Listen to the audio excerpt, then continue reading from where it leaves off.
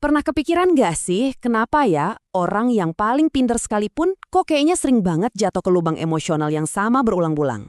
Nah, hari ini kita akan kupas tuntas jawabannya. Kita sering banget mikir, kalau kita pintar, kita pasti kebal sama yang namanya gejolak emosi. Iya kan? Tapi gimana kalau saya bilang, kadang-kadang justru kepintaran itulah yang malah bikin kita makin terperangkap. Nah, ini dia nih jebakan utamanya.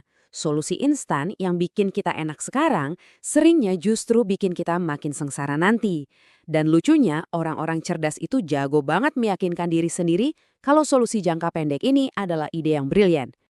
Oke, mari kita mulai. Kita akan bedah beberapa jalan pintas emosional yang sering banget kita ambil, yang tanpa sadar malah menyabotase diri kita sendiri dalam jangka panjang. Yuk kita lihat 4 kesalahan paling umum ini. Pertama, kita telan mentah-mentah setiap pikiran yang lewat di kepala. Kedua, kita mati-matian berusaha mengontrol emosi kita secara paksa. Ini adalah kebiasaan yang susah banget dihilangkan, tapi krusial banget buat kita sadari. Coba deh renungin kalimat ini baik-baik. Hanya karena kamu memikirkannya, bukan berarti itu fakta. Belajar untuk sedikit skeptis sama narasi di kepala kita, apalagi yang negatif tentang diri sendiri, itu adalah langkah pertama menuju kebebasan emosional. Beneran deh. Psikolog Nick Wignall punya analogi yang sempurna banget. Mencoba mengontrol emosi itu sama mustahilnya kayak mencoba mengontrol cuaca. Kamu nggak bisa menghentikan hujan kan? Kamu cuma bisa beradaptasi, mungkin dengan bawa payung. Nah, emosi juga begitu. Oke, jadi kapan sih kesalahan-kesalahan umum yang tadi kita bahas itu jadi semacam lampu merah, pertanda ada sesuatu yang lebih serius dan mungkin butuh bantuan profesional? Penting banget buat kita jujur sama diri sendiri dan mengenali kapan perjuangan emosional kita udah masuk ke level yang berbeda.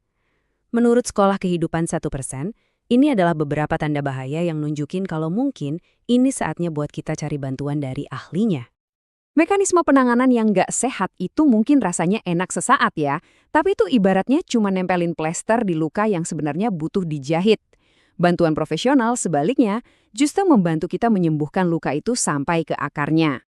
Nah, sekarang kita masuk ke bagian solusinya.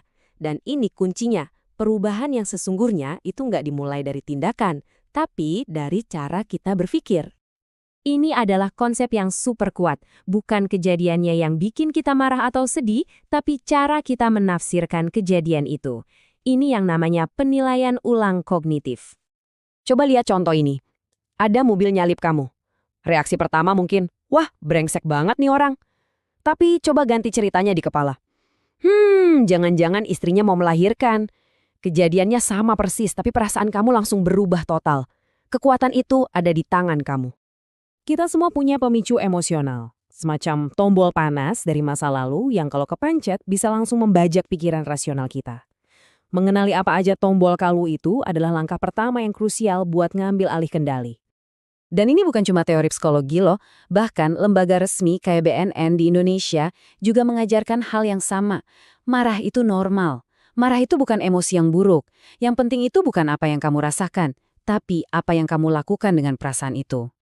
Oke, setelah pola pikirnya benar, sekarang kita butuh toolkit praktis yang bisa dipakai pas lagi genting, pas emosi lagi meluap-luap.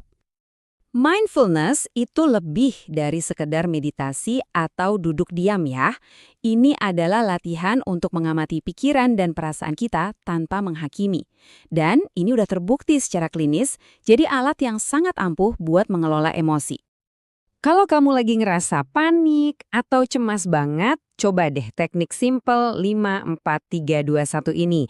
Ini cara super cepet buat narik kamu keluar dari badai di dalam pikiran dan balik lagi ke momen sekarang, dengan panca indera kamu sebagai jangkarnya. Oke, kita sampai di bagian akhir. Mari kita rangkum semuanya dan kita coba rombak total hubungan kita dengan emosi kita sendiri. Ini mungkin pergeseran cara pandang yang paling penting dari semuanya. Rasa sakit emosional itu bukan musuh. Anggap aja kayak alarm kebakaran. Alarm itu bukan apinya, tapi sinyal yang ngasih tahu kamu di mana harus mencari api itu. Jadi intinya apa? Berhenti berperang melawan emosi kamu. Mulailah mendengarkan mereka. Anggap emosi kamu sebagai data, bukan sebagai perintah yang harus dituruti. Dan kamu punya kekuatan penuh untuk memutuskan mau diapakan data itu.